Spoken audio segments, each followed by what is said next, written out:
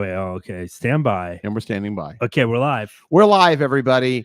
Welcome to the Brian McCarthy interview show. I am Brian McCarthy. Stage right is, of course, Adam Hineker. If you're listening to podcast, welcome to whatever that is. And if you're watching, of course, it's either on YouTube or Facebook. And of course, and like and comment and share. It only takes a second to do that shit. And even though I hate it when other shows I watch do that, although I don't, like I say, there's this show I watch, Pondering Politics. This guy's a real libtard. Is he? Oh, I love it. Yeah. No, we share a lot of the same. I like the show, but he always goes, all right, folks. He goes, we have a lot to unpack. I go, oh God. I hate the unpack line. I've actually commented to him and I went, hey, can you stop saying unpack so much? And then I feel like I sound like an asshole. No. He didn't get back to you? No, there's another one that I listened to. There's something called the Midas Report. Midas Touch. Midas Touch. You know the Midas Touch. It's a pretty, it's like a crooked media thing. I think, right? I really like it. And there's a guy on there, Michael Popak, and he is an attorney in the Southern District, which is where we are right now. Sure. Yeah, and that's where it used to be Chuck Rhodes, right? From you think no, the guy from Duran Duran? No, that's Nick Rhodes. That's on the show Billions. Paul Giamatti, I believe, is the Southern District. Oh, wow. I was pretending like I thought that was real. Oh, the documentary Billions. Sure. Yeah. So anyway, this guy, but I really do. I like that channel, and I like everything they do. I like the Midas guy. I like the Legal AF guy. I like all of it, but I find it distracting when the lawyer wears like a hooded sweatshirt, like a hoodie, and you can see the hood back there. I'm like, just put on a collared shirt. Yeah, you want him to dress like a gentleman, or at the very least, don't dress like you're 12. Like you're a 60-year-old attorney. Like, I mean, is he like a Los Angeles attorney or something? No, I feel like that's a very Peter Pan syndrome. I think it's just that like everyone's doing this from Zoom from their house, and everyone's they're real cash, too cash. I will say, go ahead. Even when I watch like CNN or like ESPN or where people are zooming into a TV show, sometimes it puts me off when they're on the other end of the spectrum and they're too dressed up too. I like something right in between. Yeah, because they're wearing like a jacket and tie and no pants. Yes. Yeah. And they're like in front of an IKEA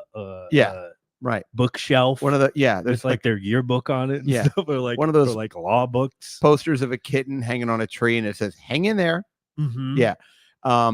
Like there was that guy that jerked off and was caught jerking off. What's it called? Tubin, Jeffrey Tubin. Yeah, he's friends with don't touch those cord. Don't monkey with the cables. Yep, good point. He was Howard, our boy Howard knew Tubin. Oh boy, of course he did. But he knows everybody. Yeah, Howard gets around, especially Howard knows a lot of your masturbators in the community. Yes, public masturbation. By the way, it's great that the guy's last name is now synonymous with masturbating on a Zoom call. Right. I was caught Tubin. And if you don't think it's a man's world, that guy got hired back. Sure. Like he was able to. Well, did you ever see the video? Yes, I did. Yeah, I mean, it wasn't like you could see his dick or anything. I mean, yeah, but it's almost worse if you don't see. He could have had dry hands. Yeah, but you knew. Here's the thing: you've really got to be into it if you're not able to see somebody jerk off, and yet you still know they're jerking off. Well, it was like almost like a comedy sketch or something, because you could see him kind of. Yeah, you did like the jerkins or whatever, and also like.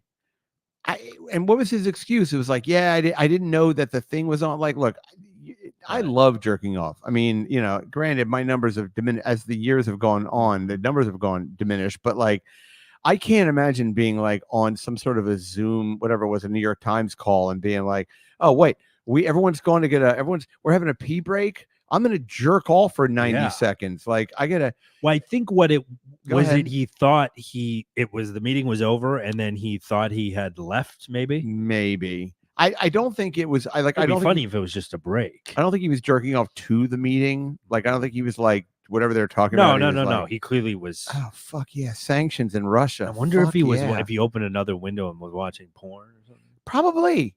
It's probably something exactly like that. Like he was on the meeting.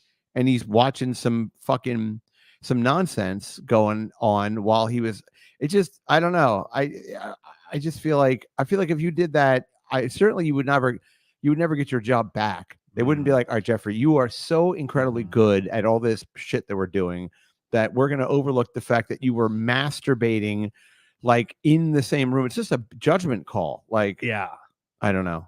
To me, it's one of those things where, again, I guess I don't really care, but it seems like if you can't get fired, you're talking to a guy that got kicked out of, I'm banned for life from Equinox for making a little bit of a joke about having my temperature taken the European way. Right. And Jeffrey Toobin just walks around with his last name as an adjective for masturbating on a Zoom call. Yeah. I was Toobin. It's kind of like, remember that senator from Pennsylvania, Santorum? Yeah, Rick Santorum. Yeah. Well, you remember you know who Dan Savage is? I remember how they called it. They tried to call. You are so smart. Can I just take a second? And I'm all over the internet. You really are. You don't take a day off. Yeah. So Santorum is also, in addition to being someone's last name, it's also another adjective and it describes the frothy mix of lube, cum, and shit, and maybe sweat too. And I don't know. And that was Dan Savage did that because that guy was homophobic, or right? Well, that guy's going to heaven? Yeah, I think Santorum was. Yes, he was like notoriously very homophobic. So they're like, let's call it Santorum. Listen, I get the whole thing. Like, I get it. You know what I mean? Right. Like, I just think it's funny. I mean, and number one, I think it's really fucking brilliant that they managed to do that. And frankly, the guy's name Santorum, it does sort of sound Santorum. I just met him, but it does sound like I Santorum in half. Yeah, God, I got so much Santorum in me. Oh, do you mean I love it because I remember looking it up once on like, I don't know, gay fucking dictionary or something, and it literally said the frothy mix of, because I know that is definitely something that you probably have when you're, you know, getting or being sodomized at the end of it. You're probably like, oh my God, look at this mess between my legs. I have a frothy mix of semen, lube, and, well, frankly, fecal matter, diarrhea, whatever you want to call it. What can I call this stuff? I can't just it's a lot of words. It's a frothy mix of blah, blah, blah. And then right before the show, I threw up. That was nice. I would have been insulted had I not seen you do that before. Yeah, I think like they should sell like Ozempic vomit bags. You just kind of bring around with you. Well, you said that sometimes too. Well, I brought a Quattro delicious leche cake for Brian's special birthday show. Even better on the way back. Right. And coming and going, it was delicious. And yeah, we ate it, and then immediately Brian went in the other room and began wrenching. It was very, well, I'll tell you what it was too. Real sweet. It was also I'm closing in on my first year on my let's just call it a weight loss journey and transformation. Fucking, what am I dating, Jim Norton or something? Yeah. I do stand him on the toilet. Transitioning to be a less fat guy. Yeah, what are you, a radio? But what's interesting is, like, for example, like we ordered I got a pizza, got a grandma pizza before this, and I ordered it last night, and I was looking at it online, and I was like, thick cut pepperoni. But I have had issues. Anything that's like any sort of a spiced meat, can anger the stomach, as they say. My girlfriend, I want to say like every fourth meal we have, like something upsets her tummy. She's on the Ozempic too. Does she go and throw up? She didn't throw up, but she just sort of lies there, and I can tell she hasn't said anything for like 10 minutes, and I'm like, you good? But she gets a lot of upset tummies. She's got to just go in there and stand, because if you feel like you're going to throw up and you don't throw up, if she could. I don't think it quite gets to that level. Yeah, I think for her, put it this way: where I was sitting here with you, I could have probably just ridden it out. Okay, but I think it feels so terrible to want to throw up and not throw up. You know what I mean? Like if you feel like if you feel queasy, your best bet is just to get it all out, and that's it. Because otherwise, you sit there with it in you, and it's just like, ugh. So I like to evacuate. It's so funny. I mean, if we were better friends, I'd tell you I had an erection while I was vomiting, but I don't want to cross that bridge. Yeah. So anyway, so it's like I didn't have lunch at all. See, there you go. There you go. Winning. Yeah. That's Charlie Sheen. Do you think Charlie Sheen will ever come back? Like, do you think didn't he kind of I think somebody made a project specifically for him. I know he was in ready for it? What, the Greg Louganis story? He made a little cameo in that Nothing? Sebastian Bach? HBO Sebastian Maniscalco show, the bookie one. Oh yeah, right. Made a little cameo in that. I think this guy's kinda, I can't do it. He owed him money, I guess. Okay. Charlie. Okay. Did you watch that bookie show? Couple of episodes. Didn't go anywhere. I mean, it was fine. Okay. I'm not a big Sebastian Maniscalco fan.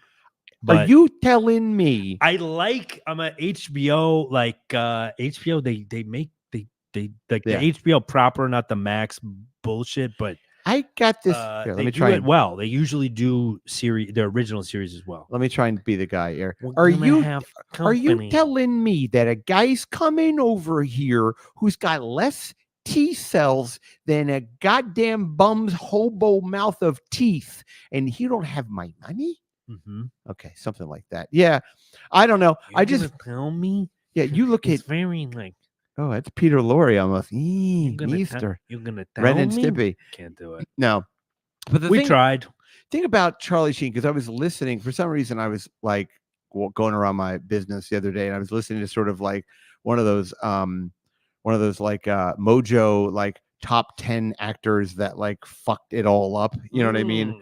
And he's 10, 9, and 6. You know what I mean? Like, right. And there's a point where they were saying like at one point he was the highest paid person on television. Like he was, I don't know, he's making like something ridiculous. It was like $9 million an episode, something crazy, whatever it was. It was crazy. And so, and then like he got into a big fight with the guy who created the whole show, whatever the fuck the guy's name is. The Stone Stanley guy? Not Stone Stanley. Or what? Who's he always talking about?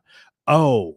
If you can actually think of the guy's name without looking it up, I feel like what is Stone Stanley? Because I feel like I've heard him. Phillips from Dateline. Yeah, maybe I'm thinking of Stone. Could Phillips. Be. Lou Diamond Phillips. Maybe I'm thinking of the from actual. Young Guns? Just Phillips Screwdriver. What Phillips created? It's a name that I remember. I remember Charlie Sheen was making fun of him because he was Jewish. And he changed his name to something much less Jewy. And he was like, we all know. Chuck Lorre? Yes, Chuck Lorre. Okay. Wait a minute. Is it is that is his dad the other guy that created like the dating game and stuff? No, you're thinking of Chuck Woolery? No, I'm not thinking of Chuck Woolery. Hey, folks, this is the worst show you've ever heard. I'm Brian. This is Adam. No, there is a guy that they made a movie with Sam Rockwell, and he played him. He was the guy that created the dating game. He created all these things. And I thought his last name was Lorre. Oh, let me look up who created the dating game. Do that, please. Well, I don't even remember how this even started. Are we still talking about Ozempic? We're trying to figure out who who Charlie Sheen is ranting Well, we about. know it's Chuck Lorre for sure. For sure. Yeah. But I'm saying to you, I guess Chuck Barris? Wait. Yeah, Chuck, something like that. Okay. Oh, that's Emmylou Harris? Yeah, I think playing with the Queen of Hearts, Joker and the Only Smart. This is the bluegrass singer. We're just fully in we're in the ADHD weeds here. Yeah, it is Chuck Berry. That's what it is. You're right about that one. Chuck Berry, Barris, my Barris. So we're just like we're just a stream of consciousness. I don't need to know where we are anymore. Sorry, folks. We're in another dimension. Hey, baby. We'll see you next week, everybody. Go on the Patreon. No, but what is Chuck Lorre's real name? Let's look that up. Let's try to pull this back a little bit. What's his real name? Yeah, because he had that's not his. Gotcha. Because that was the thing with it was probably like Chuck Leibowitz or something like that. Chuck Kill Christowich. Yeah, Chuck. Gotcha. Yeah, Chuck Hanukkah. Charles Michael Levine. Oh, that's not even that Jew. I mean, it's Jewish, well, Levine's pretty Jewish. Yeah, I guess so. But anyway, so point is as I remember it, so Charlie Sheen got in a big fight with that guy, and then they patched it up, and he came back, and he was on that anger management thing on FX. Okay. So he came back and they gave him a show, like even after him being like, "You're a dumb Jew. I smoke crack and I bang 9 gram." It was probably the HIV talking. Remember his the interview, I think, with I don't know if it's Diane Sawyer or somebody, but he was like, he literally said in the interview, "I bang 9 gram rocks." By the way, for someone who's been in the industry, a 9-gram rock is a tremendously large. That's a boulder of crack cocaine. That's not even. That's the kind of thing you look at. You're like, hold my. This is my weekend and probably into Tuesday. I like that he said that to Diane Sawyer. And also he said it in such a way where that's what you would say to like. You're bragging to other crackheads. You're right. Like, you call that. You're using like inside terms. I bang 9-gram rocks. 9-gram rocks. Yeah, that's because if you think about it, an 8-ball is 3.5 grams, and that's an eighth of an ounce. Right. So that was eighth. That's almost we're closing in on a half an ounce of crack. Yeah. I remember Jeez Louise. One time, Joe, who was a gentleman that I knew who's in this industry. Joe the gentleman. No, Joe and Junior, Joe, and I would love to get Joe on the show. I should reach out to him. Who's Joe? Who's this Joe fella? Well, Joe and Junior that you're always talking about. Oh, Joe and Junior. Yes, they were brothers, and they had a delivery service. Okay. For this thing in particular, for cocaine, and this was in the early 90s, and I got their number through this Swedish girl named Pernille. No, that's the the Pernilla. Pernille is the what they eat, Puerto Ricans eat on Thanksgiving. It's like a big roasted pork butt thing, picnic roast, if you will. But her name was Pernilla. She was Swedish, and she loved to have anal sex with my friend Chris Walsh, and it's all a long time ago. And so anyway, but this was a number this was like one of these, it's a pager number you'd call, and one of these two guys would show up, and they had, what they had, and they had these, they were like, I think they were $40 halves or something. And then you could buy, if you bought 10, you get like 2 free or something. And it was fine, the whole thing. And then that was someone that then sort of introduced me to that industry, who then I sort of worked for him. Right. And then as part of a delivery service, going around the city in the back of a Lincoln Town Car. And then also I would occasionally I would purchase larger amounts from him. And then at a certain point, I knew who he bought from in Washington Heights, or at least the neighborhood. So I felt comfortable enough. I mean, I can't believe I did this, to go up there on my own and just kind of, you'll forgive the pun, sniff around. Sure. And see who would kick some tires. Yeah. See who would sell to a 19-year-old fresh-faced boy. Well, didn't you eventually, you must have gotten close enough with somebody, because didn't you spend a Thanksgiving up in the Heights with some kind of wholesaler? That was Joe and Junior. Yes. Oh, okay. That was Joe. Right. And that was that was on Avenue C. That was not in. So, okay. So Joe wasn't the actual supplier. He was. Well, he had a retail business, but then he was a retailer. He would also he would do bigger things. He'd flip keys. Ounces at least. But I remember one time I was over his apartment, and he said to me, he said, "Do you want to see a half-ounce bag of crack?" And I was like, "I sure do." And then he pulled it out, and it was a lot. Wow. I could see how, I've never really smoked crack. I mean, I smoked freebase once or twice. 9 times. But I could see how I saw this bag. All I could think to myself is wow, this would be such a party with the right crowd. You walk in the right room, everyone would be like, "Yay, look at that." I mean, it was a lot. It was just, what was weird about it was, it wasn't like little pieces. It was like these giant boulders, big old boulders. Crack. Yeah, so I guess you would take it and smash it up, and there you go. Put it in your pipe and smoke it. But I'm still on Facebook with him. We're on Facebook together. Oh, good. So, yeah, we spoke actually on the phone probably a while ago. You guys check in? Yeah, 7-8 years ago. Send him a Christmas card. First thing he asked me, he goes, "You still party? You still party?" Yeah, I went with him to Puerto Rico. He brought me and my ex-girlfriend. We went to Puerto Rico with him and his wife. Yeah, and I met his family. That is that story where we were in that Ford Bronco, and we tried to I'll just tell you the story again. Who cares? But he had purchased a Ford Bronco in Puerto Rico, and he lived in an area called Aguadilla, which is on the Atlantic Ocean side of Puerto Rico.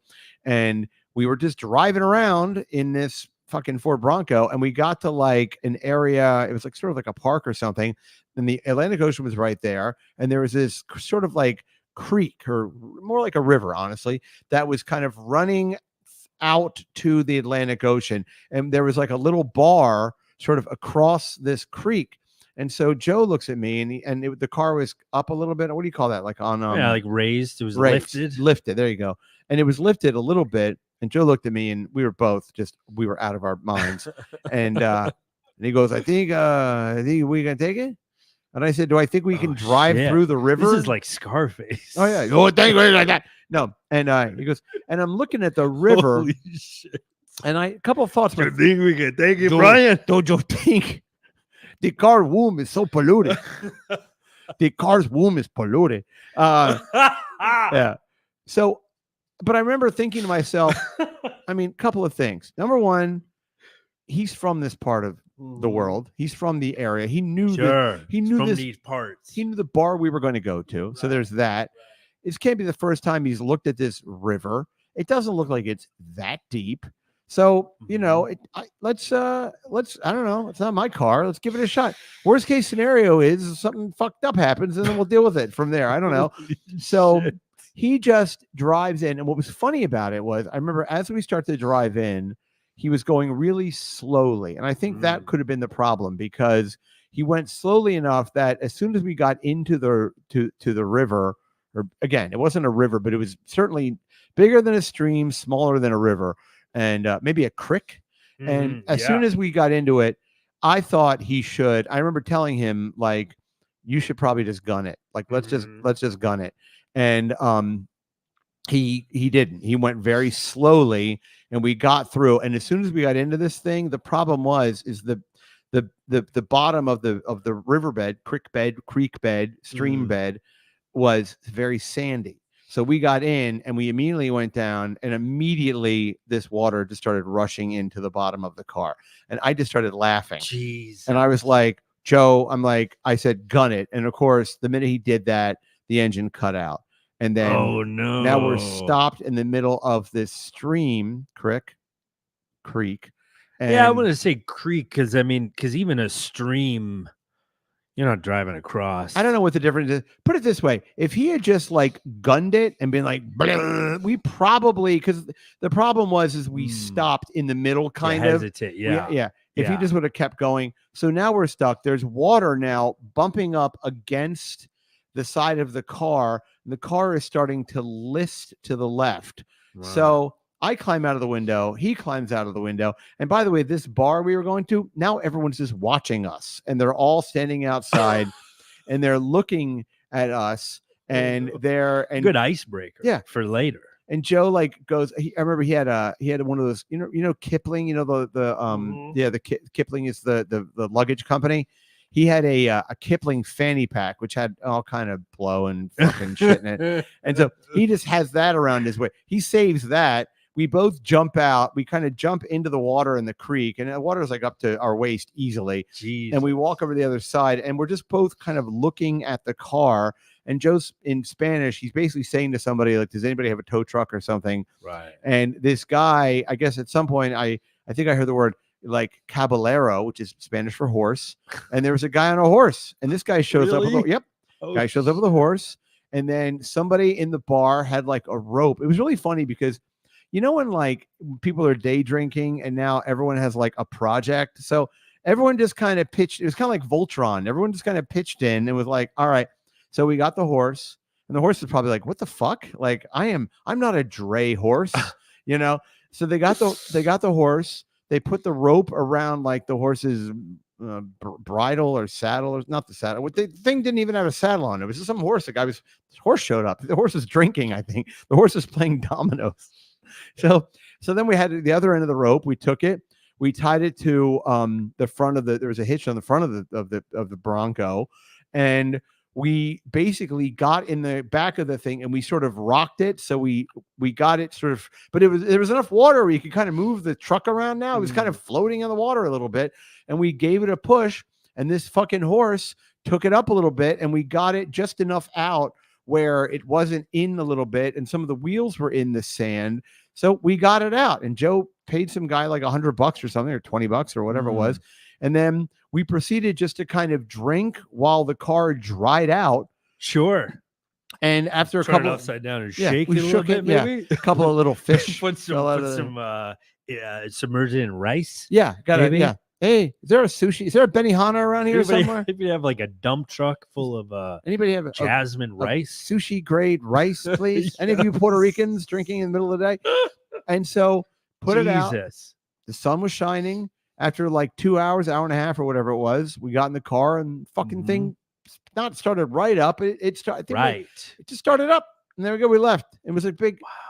I know, right? And then we just kept and going. It was how deep would you say it was? I would say it was. Was there water coming in? Yes, very much so. Yes, it was like it was leaking into the base of the car. It was like, and again, we were sort of like we had the body of the SUV had sort of dammed the water, so that's what made it. I just kept thinking to myself, it's going to be so funny if this thing dislodges from the sand and we just watch it float out into the ocean. That's what I kept thinking about. I was like, this thing, because that was the concern, was that we were only about 30 to 40 feet away from the mouth of the Atlantic Ocean, which was right there. So then it would have just been, I don't know, then what we have done, look for like a cruise ship.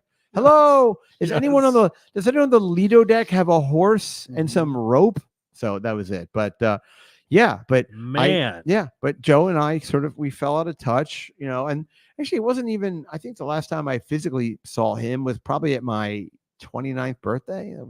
Doesn't seem like that long ago, but it really was. Holy shit. And then, but now we're on Facebook. He's in construction now. So. Well, that's the nice thing about Facebook. Anybody can kind of reach out. Yeah. I was thinking at any point. I was thinking what might be fun today for the show, but then I figured we can't probably say girls' last names, but I thought we could go through like girls we had crushes on in high school and look them up on Facebook and see if they've hit the wall. That's kind of unkind. I can say on my end, they all have. Well, except the ones that haven't. It's like they either look exactly the same. Or they look like a bloated. Oh boy.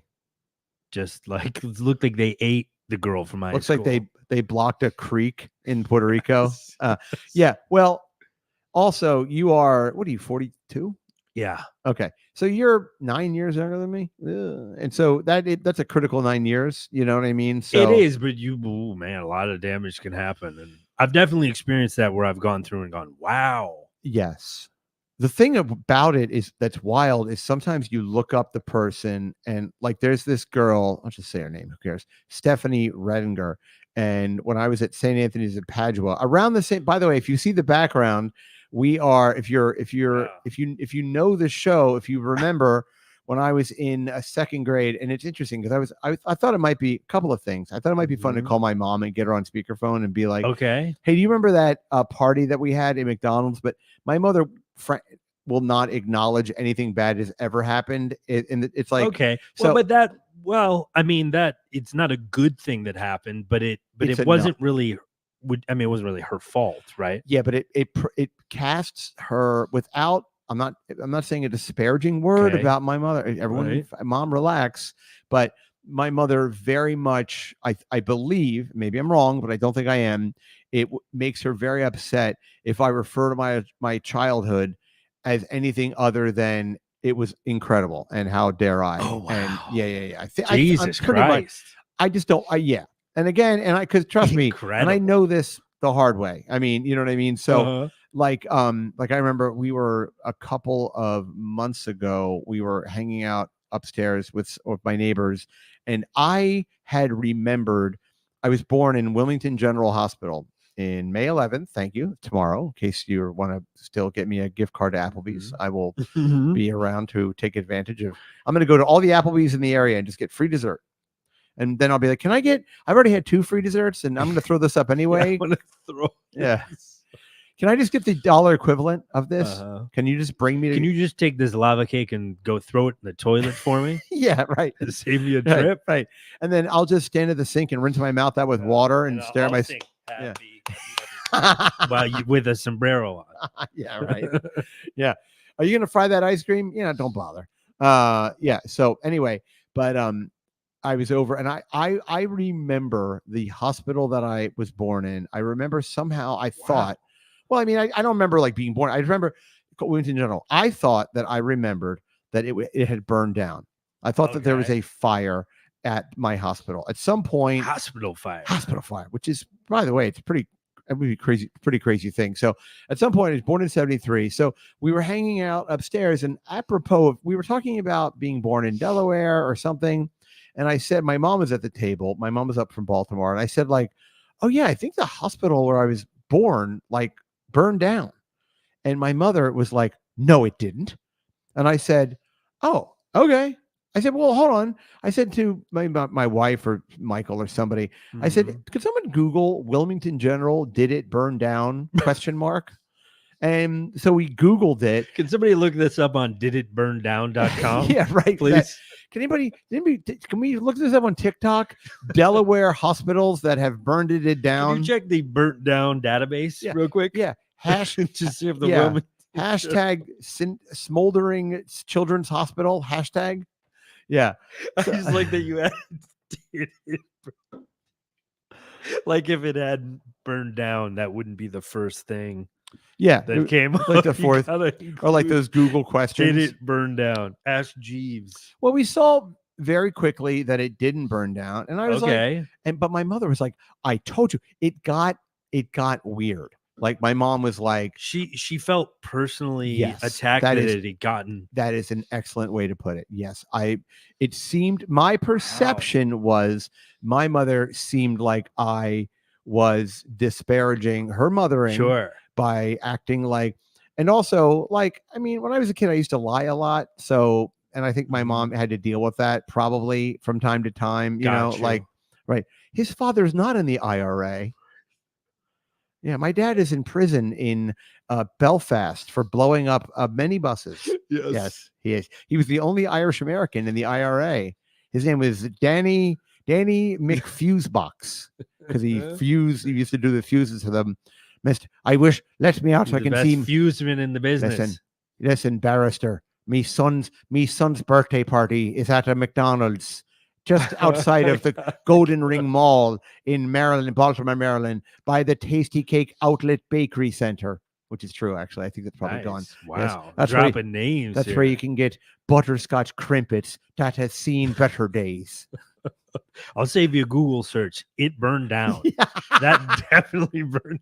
That someone collected the insurance money on that one. Yeah. So holy shit. Yeah. So I don't know. Maybe it's a sore spot by my mom. I don't know. But I remember we were sitting at the table and it was kind of like, I said to my mom, and I was like, listen, I'm like, can we just let this go? Like, I was wrong. I thought that the hospital burned down. It clearly didn't burn down. So I was wrong. Well, I told you it didn't burn. It's like, all right. Jesus Christ. Yeah. It was a little, everyone kind of, have you seen all the Sopranos?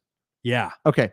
Do you remember the Sopranos where, Tony and Carmela go to visit Meadow, and she has the roommates, and they're in Colombia, and they bring they have dinner at her like apartment she shares with these Colombia kids.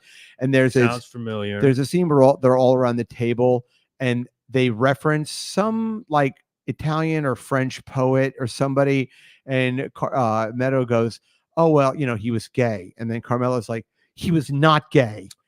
Yes. And I do remember. And that is a real mom thing to do, you know? And Meadow was like, Mom, like it's kind of, and also Meadow was like kind of cunty because she was like freshman or sophomore at Columbia. Like, I think I know about my impressionist painter poets or whatever, you know, that kind of like first year. Yeah, exactly. Liberal arts. Yeah. College. Yeah. But you know, Carmela was like, Meadow, stop saying these things about the man. He's dead. Don't talk about him. Because him. You know that he can't be here to defend himself. You know. Then she went back to daydreaming about Furia. Oh God. That dream. Yeah. Remember that song? Yeah, well, yeah. I gotta look up that song. Yeah, I know the song. It's by the guy, the blind English guy, the blind Italian guy. Okay. He's an Italian opera singer. Yeah. Pavarotti? No. But he's the other guy. He's the blonde. I'm sure somebody's listening. But only you and I remember that song playing in her fantasizing about Fury. In his untucked Versace shirts. I love when So hold on. And then remember when Carmela made out with the guy that was going to do the wallpaper in the bathroom?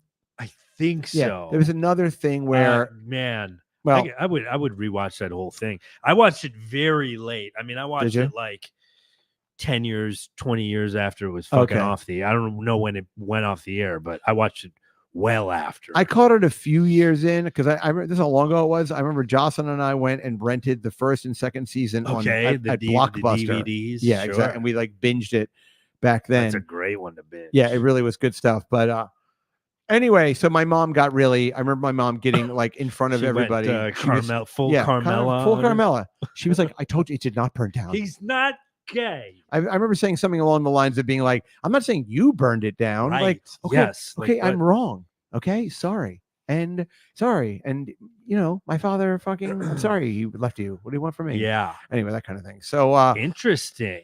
Yeah. Yeah. You wonder too. I wonder if that's like a single parent. I know that your mom had remarried. Oh no. I was raised by a single parent. Let's not make any mistake. But I also wonder if there's kind of like a protective, because I'm having a very opposite experience with my family where I'm learning their parenting styles were a little different than the McCarthy's. Can we talk about your situation? Or I mean, I can like vaguely. I'll just say this: like, your father is gay. He's gay. Yeah, he's a gay blind poet. Right. No, but like we had some crazy stuff happen, and it's interesting how much my mom like is taking responsibility for it, almost to it, and it was to the point that when we were visiting, my mom just like awkwardly in the middle of everything just said, "So do you guys want to talk about your dad?" Oh no. And then we had a long fucking conversation with my girlfriend's family is a disaster too, so she gets it. But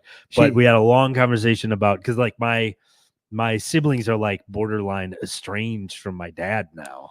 Yeah. But it's very interesting that you mentioned that, because my mom is like, it's like she was hired to be like the crisis manager for her own family. Okay. Yeah. Did she like fish out like half a pack of Camel Wides out of her? She's like lights up. She's like, "So do you want to talk about your father?" It's very refreshing, because it's like just one of those things where, listen, she's a woman in her 60s.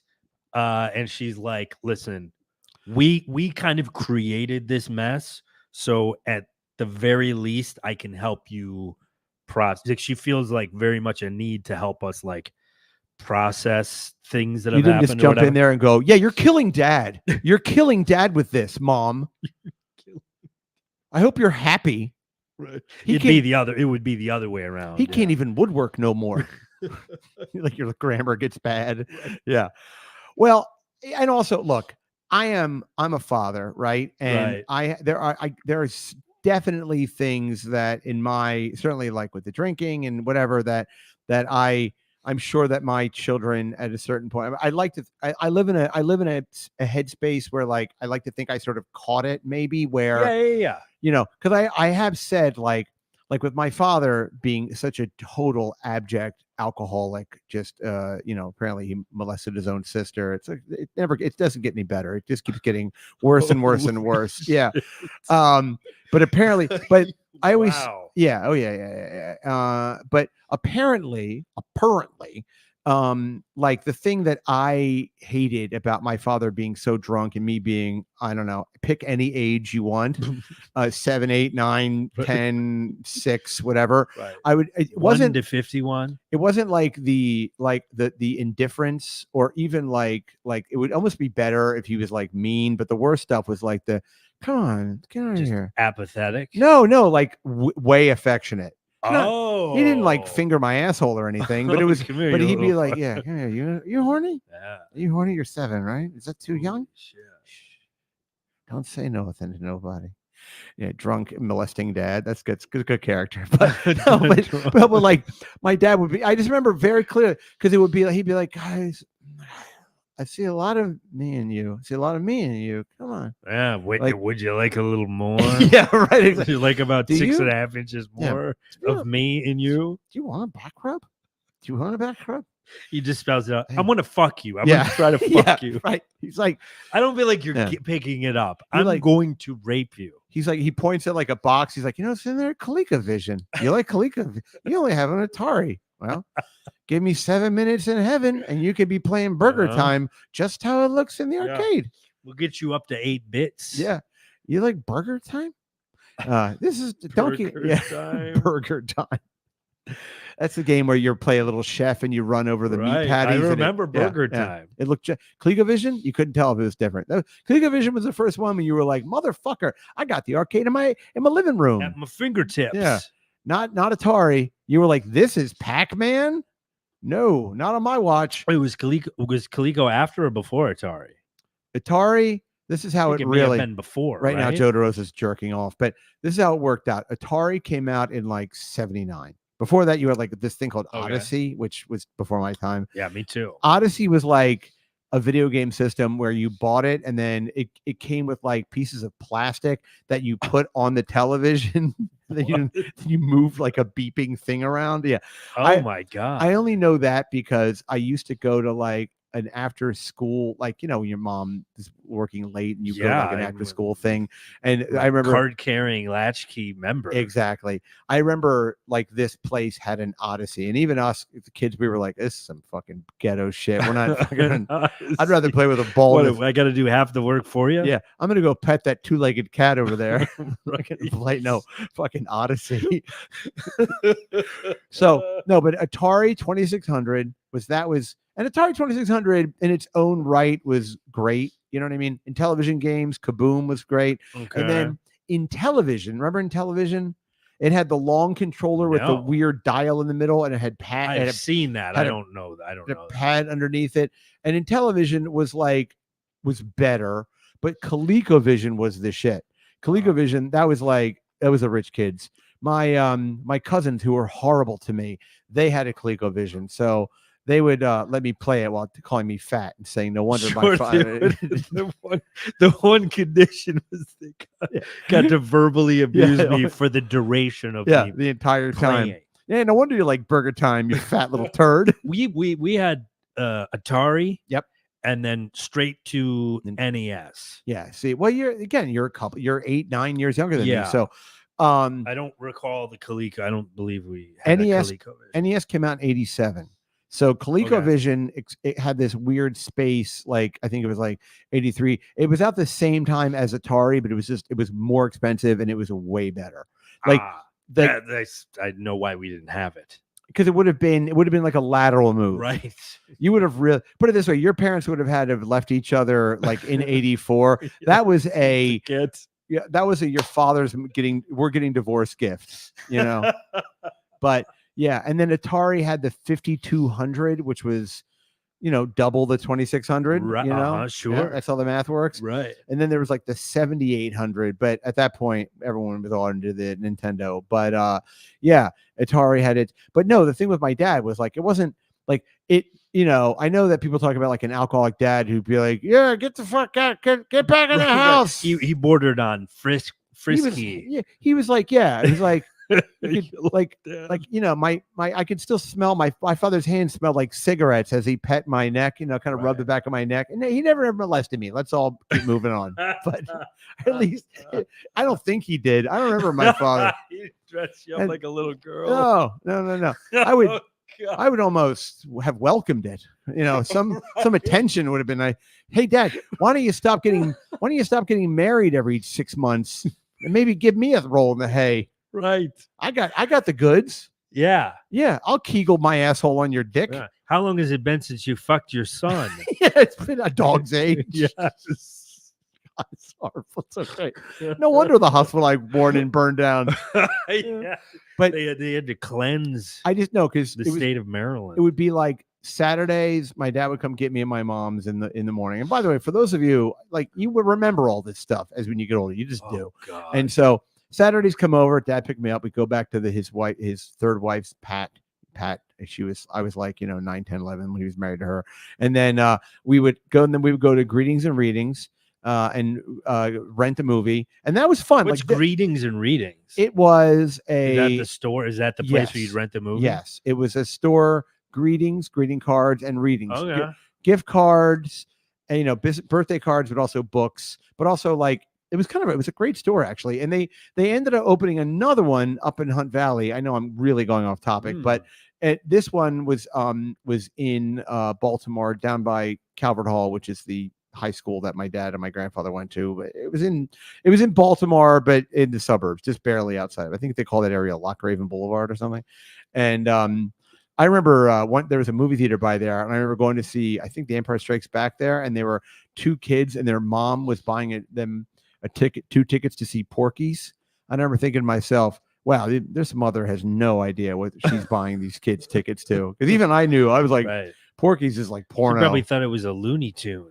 Yeah, I don't know. I was like, yeah, there's a movie, there's a scene, spoiler alert, there's a girl there, her name is like the Screamer. Remember that from Porky's? Yeah. She gets fucked so hard that she like wakes up the whole town. Those were like my first experiences, those kind of movies where it was like a teen kind of romp, but there would be like titties in it. Yeah. Those were the fucking best. Jerked off to those until Ski my school dick bled.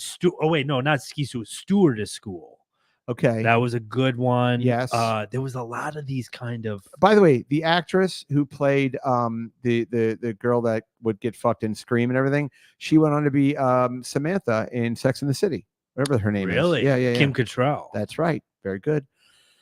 So anyway, but yeah, so the afternoon we go pick out a movie, and then if I had soccer at Overly's St. Ursula was that parish, we go over there, and then that's when the drinking would start, because after soccer, after Dad dropped you off. Well, what happened is he would drop me off, and then this is where we would have the Irish pub was right there. I cannot believe I'm blanking on the the Emerald Tavern, of course. You've mentioned. Yes, they should almost like give us a gift certificate. At least their website looks like it's from 1996. It's like an Angel Fire website powered by GoDaddy. You've actually looked it up? Oh yeah, and it's up. Oh yeah, the Emerald Tavern. Yeah, look it up. I'm gonna see Harford Road. I'm sure they got a great mobile. I'm sure it's oh yeah, they have an app configured for mobile. Yeah, they have an they don't have DoorDash. They have Drunk Dash. It's DoorDash, but someone else has to blow in the tube on their wheel to get the food delivered. It's actually kind of a funny thing. What town was it in? Harford Road. I don't know, Baltimore County. Okay. Emerald Tavern. Harvard or Harford, like Harford. Oh, Harford Road.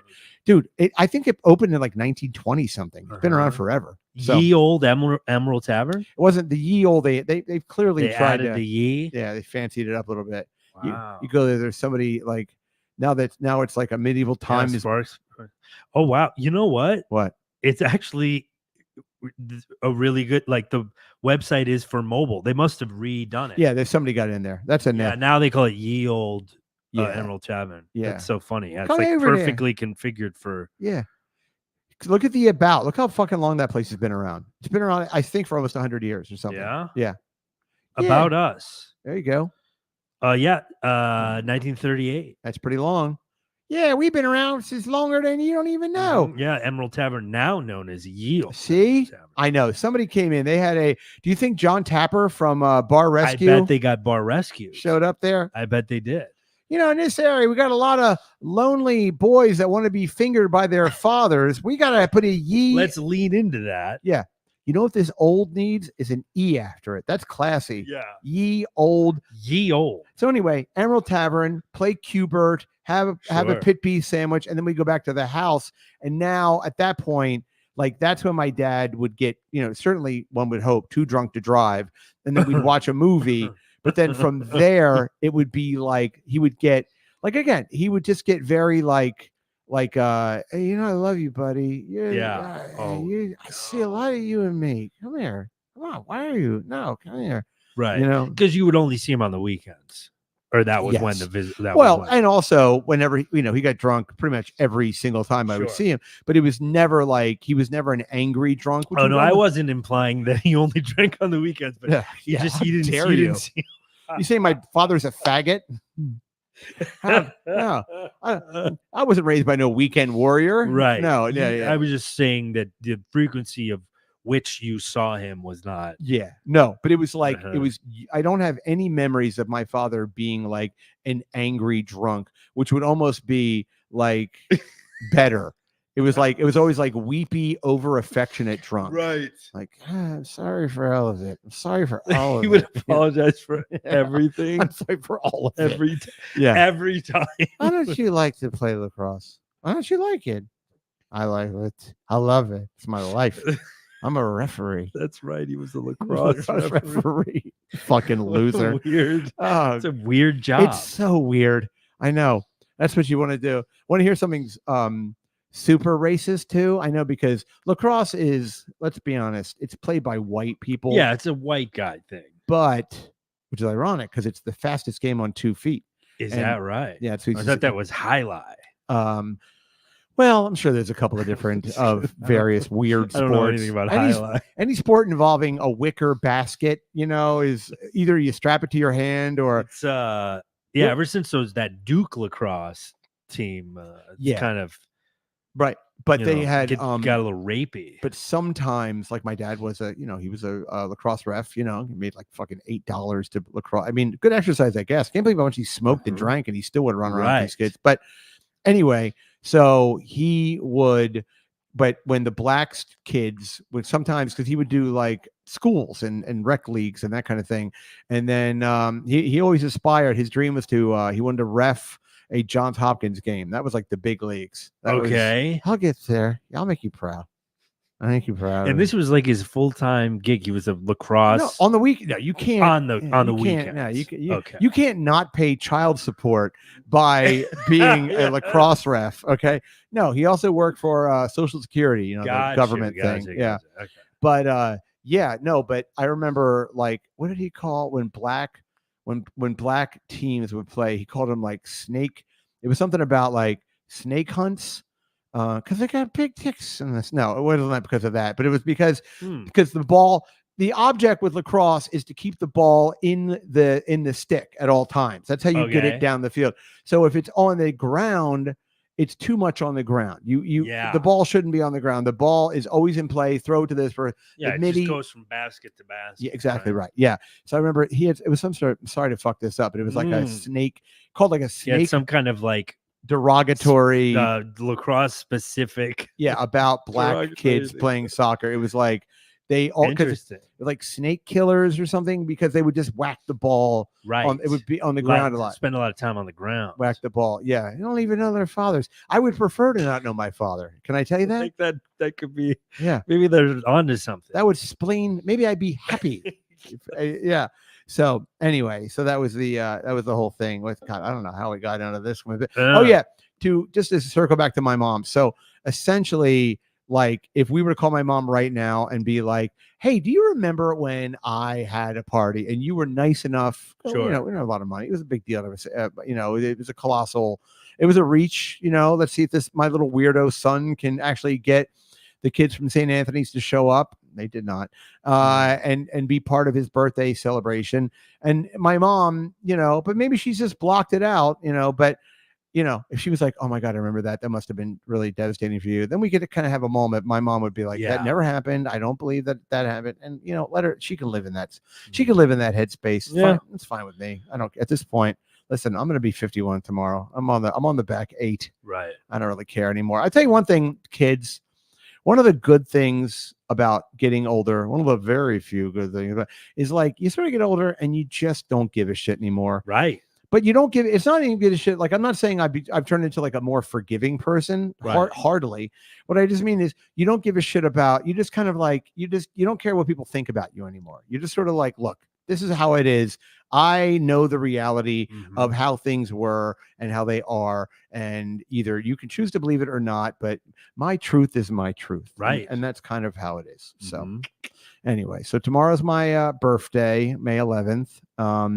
It was funny because I thought I've been trying to get to Gallagher's. My trainer, Derek, wants to go. I'm trying to put together a little bit of a field trip to Gallagher 2000. And I actually went to Gallagher's Steakhouse. My friend Matt took me to Gallagher's Steakhouse last week for my birthday. And everyone was like, "You're going to Gallagher's for your birthday?" And everyone was excited. And I said, "But don't get too excited. It's just the steakhouse. It's just the very expensive steakhouse with all the meat in the window." Although you could say Gallagher's has meat in the window. Yeah, right. Am I right? Do they do aged? Oh yeah. Have you ever seen the window of Gallagher's? No. Okay, Gallagher's. It's on 52nd between. But I probably have, but no, you would know. Look up Gallagher's window, Gallagher's 52nd Street, because the drying room to Gallagher's, they got that crazy, is right in the front window. So yes, all of the steak is dry aged. So you go in there, and I will say this: Gallagher's was incredibly packed for like a Monday in March or May. What month is it? Monday in May. It was really, really busy. So Matt took me. We had a lovely time. And that was, I did throw up then too, though. So oh wow. Yeah. You know what I figured out? I can't eat like salty meat. I think that's a thing. I just because another friend took me out. I'm very popular. Took me out for lunch yesterday, and we went to an Italian restaurant, and that was delicious. And I didn't throw up. That was like pasta and everything. That stayed down. Okay, no problemo. Do you see the window for Gallagher's? Yeah. Yeah, it's really, really good. I mean, I went down like a YouTube rabbit hole the other day about like aged, because I was like, how the fuck do they do that? And it's decay. So it doesn't. Yeah, I mean, but I just didn't like. I wanted to know like the specifics, because obviously, if you just leave meat out on the counter, it goes bad. But it's like I guess something with the temperature. It's like 38 degrees, and they put a fan on it. Yeah, and then but it's crazy how. Yeah, I've never had an aged. Really? I've never had no. Oh, baby. No. Yeah. I don't know if I would. I don't know. It's here. Well, here's this wild. For those of you who are listening who don't know what we're talking about, dry age is when they take, let's just for argument's sake, they take a porterhouse. That's a big piece of a fillet on one side and a big New York strip on the other, right? And then they put it in a room. I'm grossly oversimplifying this, although it's really not that complicated. They put it in a room. It's fresh. Okay. That's it. Fresh, hanging. Now it's just a fresh, still prime. And now in that room, the temperature is maintained at 38 degrees. Ted, you would call that maybe 10 perhaps? Celsius wise? Yeah, Celsius wise. Yeah, 0, I think, is freezing. So now it's at 38 degrees. So, and you keep a fan on it. So what happens is this piece of meat starts to decay, but it doesn't decay in the way, it doesn't spoil, right? And it develops a crust on the outside. What happens is all of the moisture that's in the meat starts to come out of the side, and it develops this thick mold. Really, it's a mold, and it develops a mold on the outside. So then after 28 days, 12 days, 72 days, whatever it is, the longer you have it aging, the more of that moisture will come out very slowly. And then you take that piece of steak and then you take it over to a slicer and you cut all that mold off, and you're going to waste like a quarter of them. That's why it's so expensive, because now you're wasting. Well, and the process. So, yes. Yeah. But to it, if you let's just say you're aging 5 pounds of meat, after 28 days, that 5 pounds is going to be down to half of it, or 2 pounds, or who knows. But so that's why it's so expensive. But now what you have left is you have an incredibly flavorful, almost a funky fresh. Right. And I think, depending on length of, I know some people, like everybody kind of has their sweet spot. 28 days is 28 days pretty much that's the standard. There are places that'll do a 72 or something like that. Yeah, crazy. Yeah, I've been aging my meat for fucking 50 years. Yeah. You want a bite of this? Don't slice this off.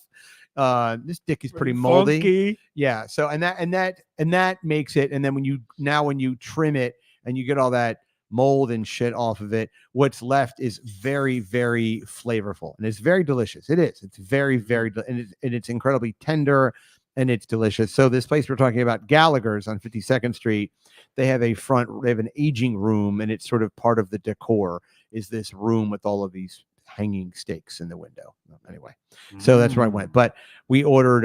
We didn't have a. We didn't. I didn't have. I had lamb chops actually because okay. Well, I had just gone out 2 days before to another steakhouse, so I was like, I can't have steak and steak. No, what am I twice in the same week? What am I, Henry VIII? so I had a lamb chop, and I was like, this is good. And then I sort of worked through my second lamb chop. And then I was like, this is going to be, I think this is, excuse me, whither art thou the restroometh? So I went in and I went in. I was alone in the bathroom. I vomited another time fairly recently. And that was funny because that bathroom was there were other people like using the bathroom while I was in there. And I was just like, and it was all tile. I'm like, just reverberation. Yeah, people are out there like they're like happy birthday. You're like in the background. Oh my god. Yeah, but again, that was another situation. Well, it was that steakhouse. It was another situation where it was like, anything that's very rich or salty or fatty, you just stay away from it. But ravioli, go crazy all day long. So nice. Yeah. So that's it. So we're gonna. But the reason why I brought all of this up, and then I guess we should probably say hi to some people. We'll say hi to the folks. But I thought to myself, Sunday, maybe I could like rally because I know like Derek has a day off. I think so anyway. And then I'm around on Sunday, and we could all go to Gallagher's on Sunday. But then I was like, it's Mother's Day. Is there a better day to go to Gallagher's than Mother's Day? Wow, is that's like simultaneously the best and worst day? Yeah. I just picture like every girl that works there, like on a prepaid phone card, like calling the children that they had to leave in their Mother's Day. Yeah. So I wonder if it would be. I mean, but Mother's Day evening. So you think it's fine? Think they all go out to brunch? Yeah, they all probably do brunch. Right. They go get their eggs Benedict. Yep.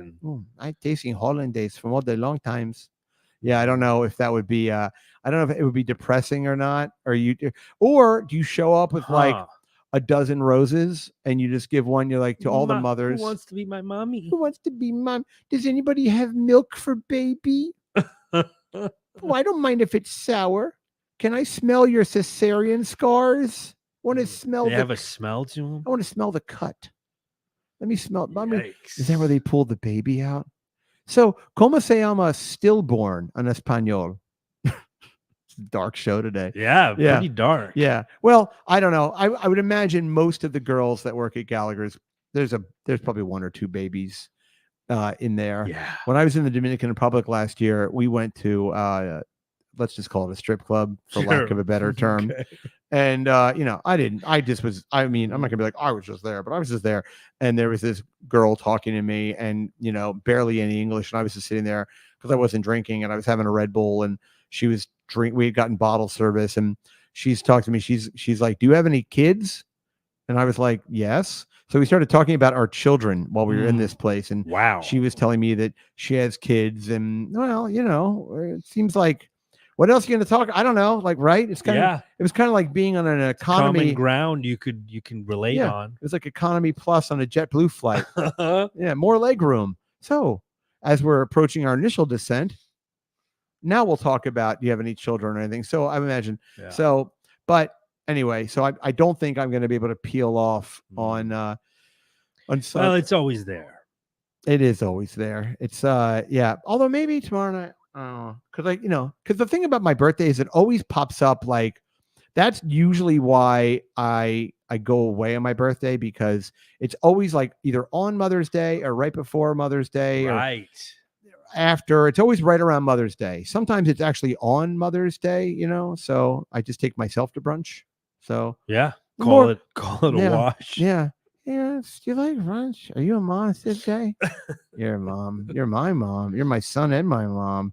I'm like, God, I'm 9 years old. Wow. Yeah. At least give me a ColecoVision. Can't afford 2 controllers. What do you want to be friends anyway? Your cousins are right. You're a little fat belly. Anyway. His dad fingers, man. Yeah, exactly. Dad and I get to third base. Why do I keep? I'm sorry, I keep touching. No, it's okay. As long as you don't touch this one, you're good. You got it. You can touch that one all you want. I know.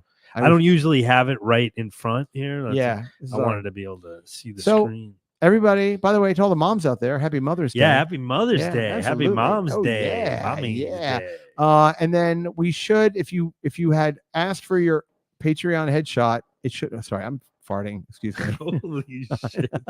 You're just getting it. It's coming out of every end. That was good. This guy. Mm-hmm.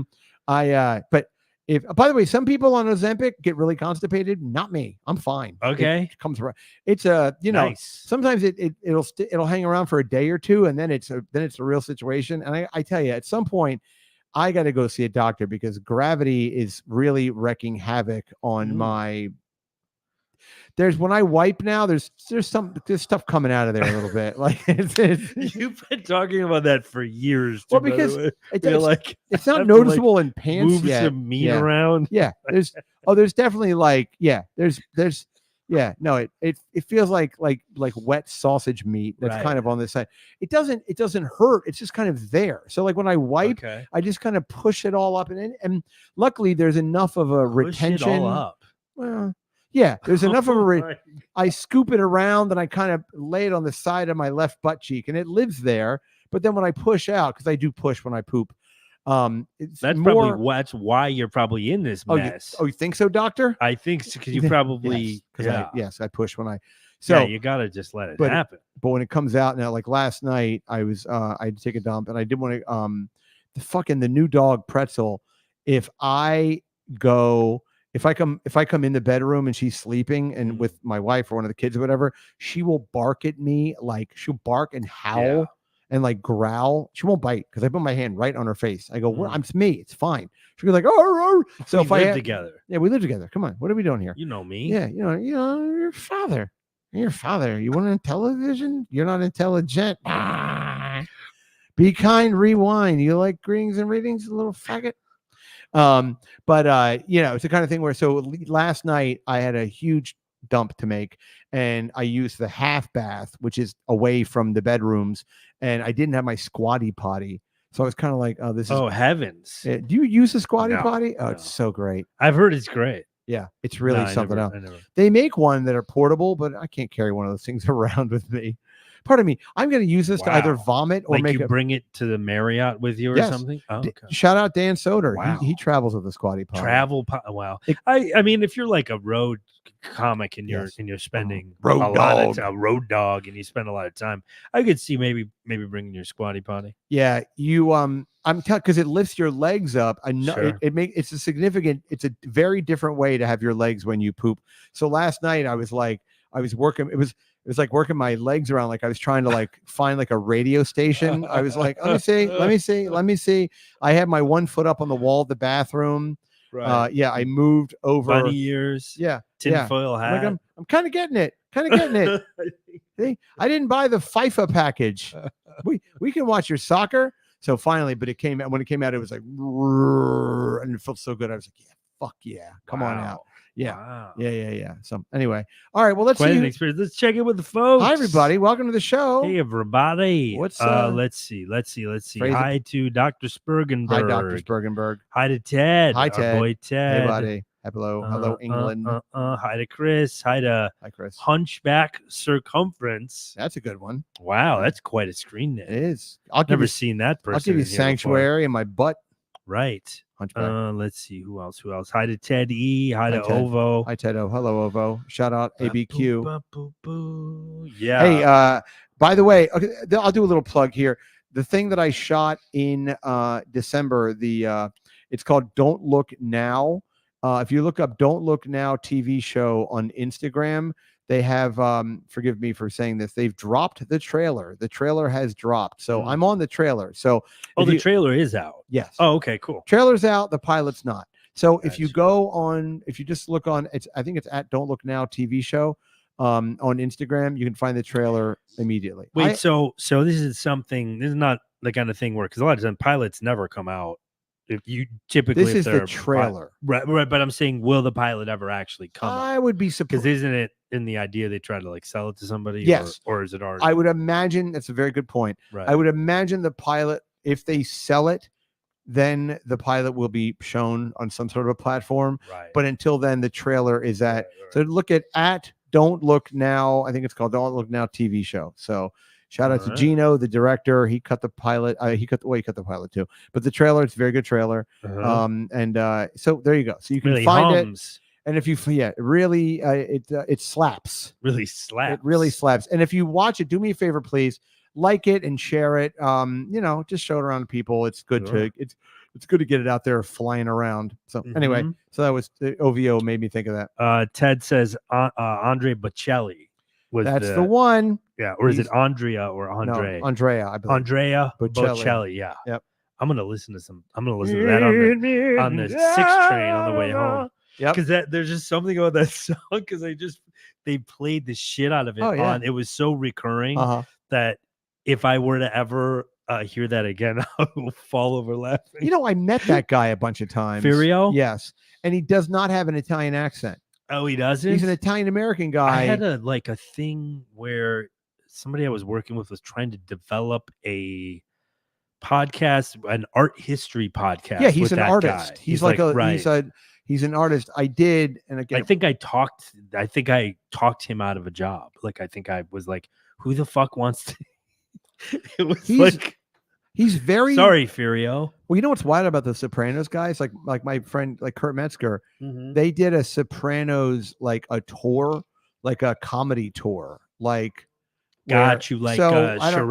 and So I don't know if Furio will be on that. How many mob bosses does it take to push into the blade of a helicopter? So he's he may be Italian, but he's just American. He's like an American guy. Does not have an accent. Got you. And I have interesting. I have many pictures of me with him, but I don't know. It's a great story about when I worked for the Hustler Club. There was a Harley Davidson dealership out in New Jersey, and they were doing an event, and they had Hustler Club girls go out there, and I went as kind of a representative of the Hustler Club. Sure. And we got out there, and he was there. Paulie Walnuts was there.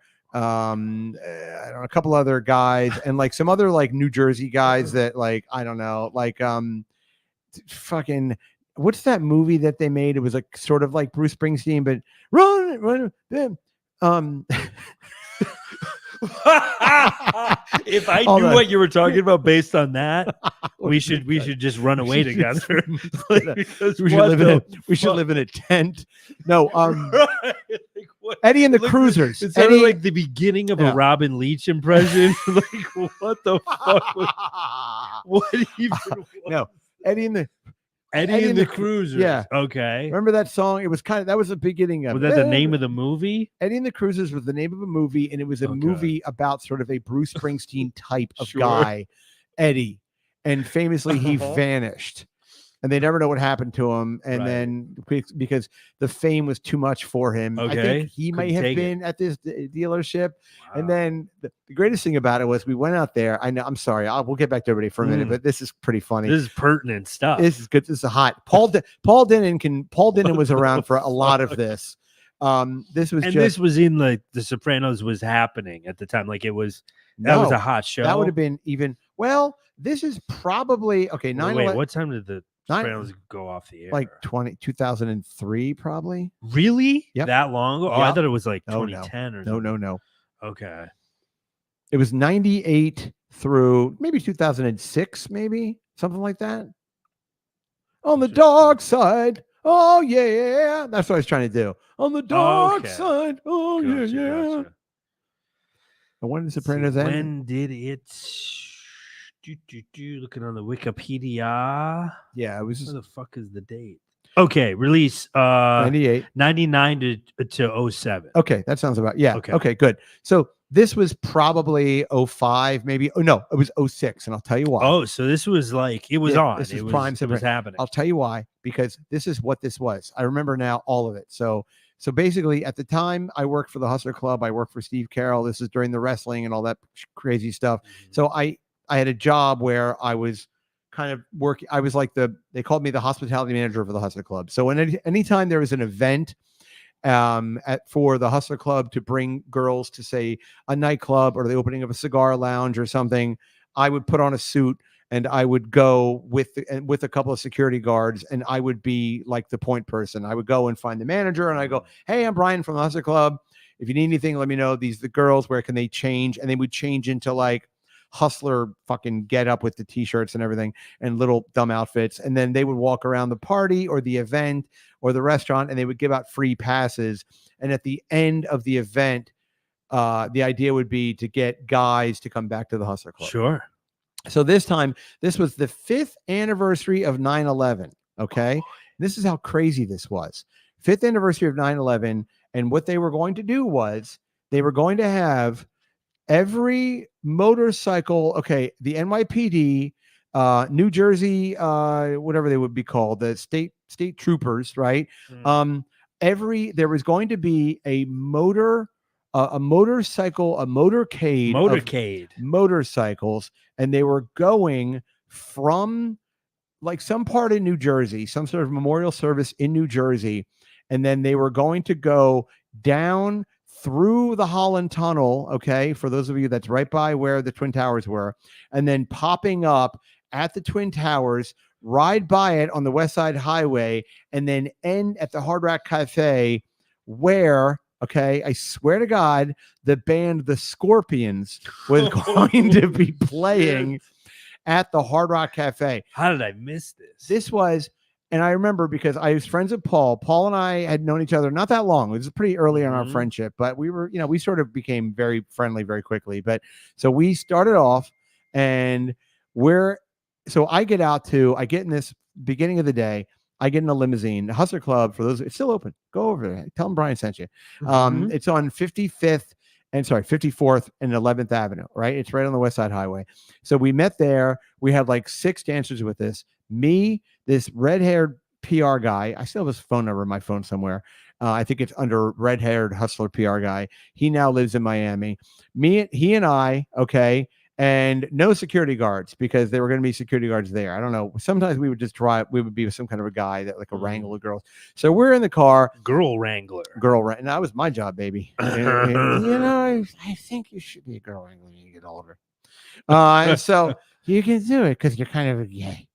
I'll make you gay with my kisses. Right. Daddy gives you gay kisses. Yeah, daddy kisses. Too many daddy kisses will make you gay. Sorry. Not a lot of people know that's how people get gay. Now your neck smells like cigarettes. And if your dad uses his tongue, that's how you get real gay. You want a little hickey? Daddy give you a hickey? You become a choreographer. Yeah, that happens.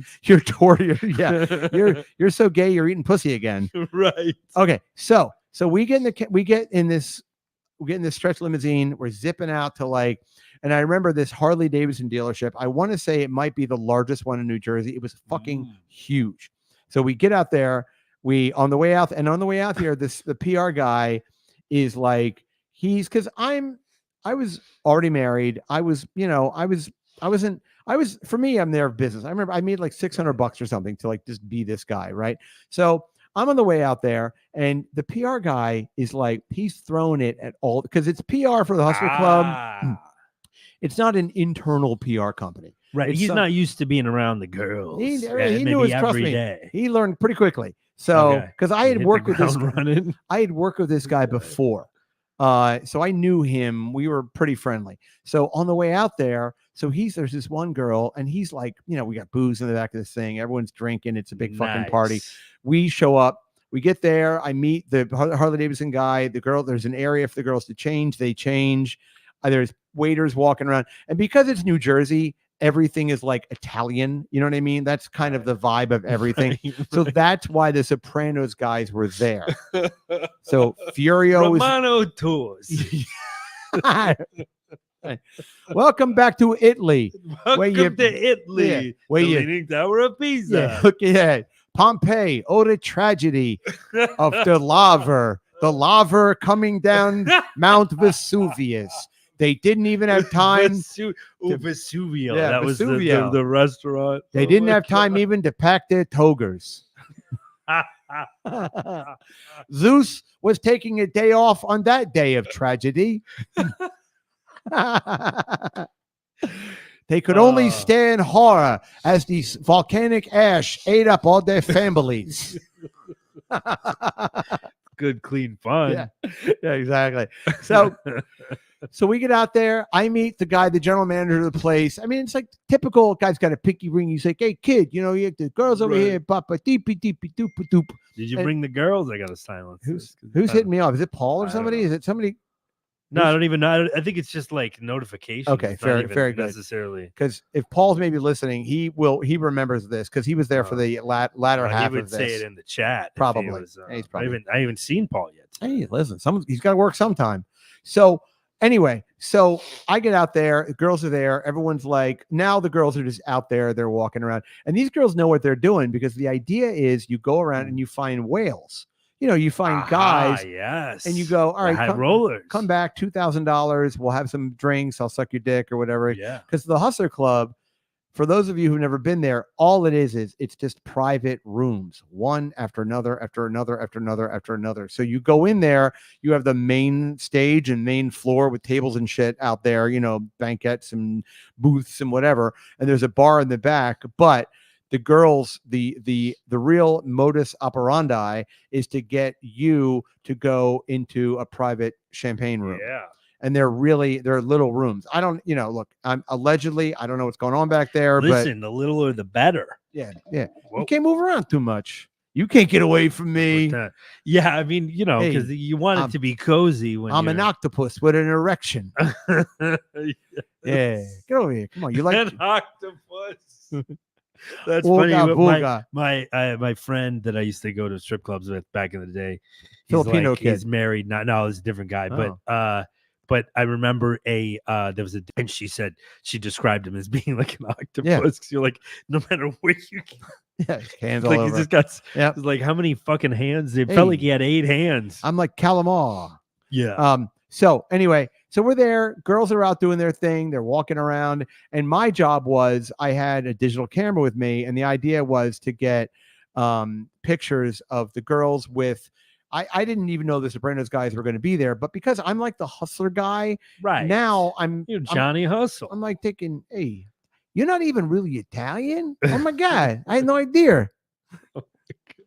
Did you ever actually finger Carmela? Well, I don't know. People are so excited to be Italian. Yeah, like people. By the way, you kind of hear about like Irish people or like whatever. One of those things. People are very excited. I wonder what it's like to be Italian. People are so excited. I think quickly in this country, being Italian was like worse than being Mexican till about 1960. Right. So I think like it's a little bit of a defensive thing. Okay, they're taking it back. Yeah, kinda. Right. Exactly. Right. Hey, we used to be dirt to you. Now all you can do is eat our pasta. Right. Look at this. Delicious. They do. Hey. They delicious. Yeah, it's food. Wonderful. Listen, I don't know, but wonderful. I agree. I made a short rib ragu. Oh God, no. Last Sunday. I'd love to throw that up.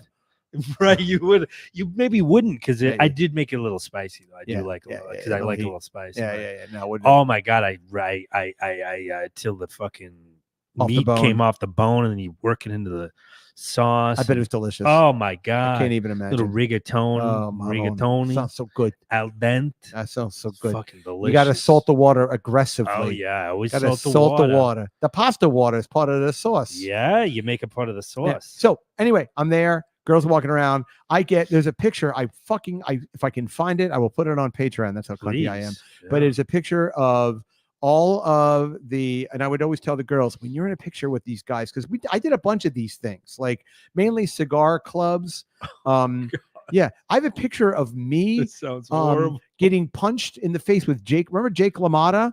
Yeah. When he used to be alive from the fucking Raging Bull, when he was like 90 years old. When he used to be alive. Yeah, he used to be alive. That's a great way to describe it. He used to be alive. Do you remember him though? But when he was living and breathing? Remember Jake LaMotta when he was alive?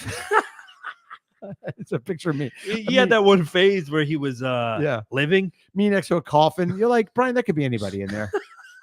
You're saying it's Jake LaMotta, but frankly, that could. Right. I see you're just in a funeral parlor. You're just having fun. No, for real. There's like a big meatball on top of the fucking casket. Sure. He died like he lived, eating bruschetta. It's a whole spread on top of the his gabagool. The gabagool. Olives. Yeah. It's like they just grate Parmesan over his head. That's how we'd like to go. Like a nice piece of ensalada Mussolini. Ensalada Mussolini. Oh, that's my favorite dish. Yes, so good. The peppers make it good. Oh, the peppers are the flavor. The pepperoncini. The pepperoncinis. That means it's Italian for little peppers. All right. So we're there. I know we're going. We're having a birthday show. Yeah, we're having a good time. So we go. Okay. Girls are walking around. I put everybody together. Hey, Fiorio, this guy, hey, get Polly Walnuts. Get all together. Polly Walnuts. You guys. Silvio. I will say one thing about all those guys. I have embarrassed myself with Michael Imperioli, Steve Shrippa. Okay. I ran into those guys once at a place on the Upper West Side, a bar. I was with Jocelyn, and let's call her. Let's see if she remembers this. Okay. Hey Siri, call Jocelyn McCarthy. Oh, you probably got to turn it back up since I turned it down since it kept going off. Honey? Honey, are you there? Honey, are you on the phone, sweetheart? Hey Siri, call Jocelyn McCarthy. Are you hearing it? I don't hear anything. It's not responding. Can you just dial her number, please? Yeah, I'll just dial it. I don't know why. Siri's not working. Only reason I'm doing this is because sometimes I get a little bit neurotic because I think people think I'm lying sometimes. Although maybe I could tell Jocelyn to lie. So yeah, you could have prepped her. Yeah, I'm like, honey, we're gonna do that thing today where I remember I'm gonna lie about meeting all the Sopranos, and when I call you, just do yes and. I'm sure she loves getting calls like I don't know. It's fun for her. Maybe this is fun. Oh, there we go. Oh, here. Okay. Hey, I'm sorry to bother you. You're on the show right now. Can you talk to me for 10 seconds, please? I'm sorry. Maybe. Okay, super quick. I love you. Happy birthday to me. We're talking about when I used to work for the Hustler Club and that time that I went out to the Harley Davidson dealership with all the guys from The Sopranos. Does this ring a bell with you at all? I don't know, vaguely. Okay. I'm sorry. I'm like on my way to a meeting. Okay, 2 seconds. I know. 2 seconds. The only thing, do you remember when we were on the Upper West Side and we saw Michael Imperioli, the guy from The Sopranos, and I ran home and got a Shawshank Redemption DVD and I gave it to them? Yes. There we go. I love you. Have a good meeting. Bye. Okay. So that's just it's open and shut. I mean, Your Honor. Your Honor, the defense rests on a nice bed of ricotta cheese. A nice ricotta. There's always like an alternate. Why is it? Yeah. Why is there always an alternate pronunciation? Yeah. It's prosciutto. It's prosciutto and mozzarella. Mozzarella. I used to have an old guy that would come into a cafe that I worked at, and he would order a cappuccino. Yeah. What are you Which talking is like, about? I don't even know. I think he was just fucking with me. Yeah. He'd say, you have cappuccini? Well, they did that. We should just call this the Sopranos podcast. Right. Remember when they went over to Italy and Paulie Walnuts was at the table? Right. And he goes, Commendatore. And they all look at him like he's an asshole. I don't remember that. Well, I remember that scene. I don't remember that. I remember him being like, you guys got some macaroni and gravy? All they service fish. He was like pissed because they were like these Jersey Italian guys. The fact that he called it gravy. Yeah, like, the guy says in Italian to the waiter, "Bring him food you wouldn't even give a child." Wait, but what? Yes, right. Yeah. What did he? That was like a Cheers with like what limoncello or they something? get to Naples and he's just on. Tony is actually meeting with the gorgeous mafioso woman, right? With her dad has Alzheimer's. Brooklyn Bridge, a statue of a liberty. And so he's meeting with her. So then Paulie Walnuts, remember, he gets a hooker. And at one point, he's sitting outside and he's drinking an espresso and he's trying to be real Italian. And he sees these 3 Italian guys and they look like the fucking Crypt Keeper. And they're sitting over there and they're smoking cigarettes. They look like they're about 100. They're probably 48. And he just lifts his espresso cup and he goes, Commendatore. And the guys just look at him like, what the fuck are you talking about? Happening? And Paulie Walnuts. It's what we say at the pork store. Yeah. He just gets so angry. He's like, fuck them Dago bastards. I like that. I like when it turns and then you get racist against your own culture. He's with the hooker and like she gets up to leave and he goes, nah. And she doesn't even speak English. And he goes, the customer's always right. And he like makes. I forget what happened with the hooker. He just kept talking to her in English, and she's like smoking cigarettes. Sure. And she's in her underwear, and she's just ignoring him. Right. And he's like, "You see, my and he's complaining about how Italy sucks to her, and basically, and, yeah. right. All right, so let me wrap up the thing. So now I'm in New Jersey. The girls are looking around, and these girls are getting fucking drunk, right? So, and I can't find the I can't find the PR guy. I can't find him anywhere. No. So I'm like, because now, so here's the thing. Here's the crazy part. Now all of these motorcycles from the New Jersey Highway Patrol, all these Harley Davidson guys, all of these first responders, all of these guys, because this was the 5-year anniversary. This was on September 11th, 2006. They're all meeting at this Harley Davidson dealership. It was this huge event, and we were in the VIP section, and we're this huge event, and the idea was all of us, meaning everybody in a motorcycle, was going to motorcade, and New Jersey Transit was going to close down the fucking turnpike. It was like a biker funeral. It was like a biker. It was like an epic Hell's Angel motorcade. A biker funeral of freedom, if you will. Aha. Yeah. So, but you imagine, and for those of you who don't really, the logistics of closing down, and this, by the way, was right around rush hour. So I remember thinking to myself, how the fuck are they going to pull this off? But guess what? They're the law. If they can do it, if anybody can do it, they can do it. So, okay. So now we get there, and I've got to wrangle everybody. We got to get in the limousine, because we are now going to be in this motorcade of all of these bikes, and there were going to be fucking EMT trucks and fire trucks, and I mean, it was wild. It really was something else. And so now I'm looking around, I can't find the PR guy, and we got to go. So I'm like running around. So I go over to the driver he's having some stuffed shells. He's sitting on the hood of the car. It was hot. I remember it was a hot day. And I opened the back of the back of the limousine, and he's in the back, the PR guy, and he's just finger blasting one of the dancers, finger blasting her, and he's like, yeah, and they're just making out and shit. So I open up, I just look at this, and I was like, hey, we got to run, we got to go. I was like 5. So 5 minutes later, we go, and I wrangled all the girls up. They didn't even change into their clothes again. So now we get back in the limousine, we all go back in, and we go in, and now I realize, okay, and again, I don't mean to keep saying, I'm not making this up, but like, I realize now we're in this stretch limousine. We are at the very front of this massive fucking motorcade, where on the left and right, there will periodically be New Jersey Highway Patrol motorcycles. But we're like, if this was like a Chinese New Year dragon, we're the head of the dragon. I don't know how this happened, but so we're now going in, and I knew that we were going, and I kept like finding out more stuff from the PR guy. I'm like, so what are we doing now? He's like, oh, we're going to go down this way. We're going to go through the Holland Tunnel. We're going to go up the West Side Highway, and then we're going to roll around to the Hard Rock Cafe. He's still finger blasting Jade. No, he's me. He's like, your dad said you like this. Shit. Yeah. And he goes, we're going to go, because the Hard Rock Cafe, which is still in the same location, it's right in Times Square. So now all I can think about is, not only are they closing down New Jersey Transit, they're closing down this, and this, but the motorcade, now we are now at some point, now they've got it, and the New Jersey guys, they can't close down Times Square. They don't have that kind of jurisdiction. So now the New York guys have to close it down. So now I go, and we go, and he said, now we're going to pull up, and Scorpion, Rock You Like a Hurricane, they're going to play.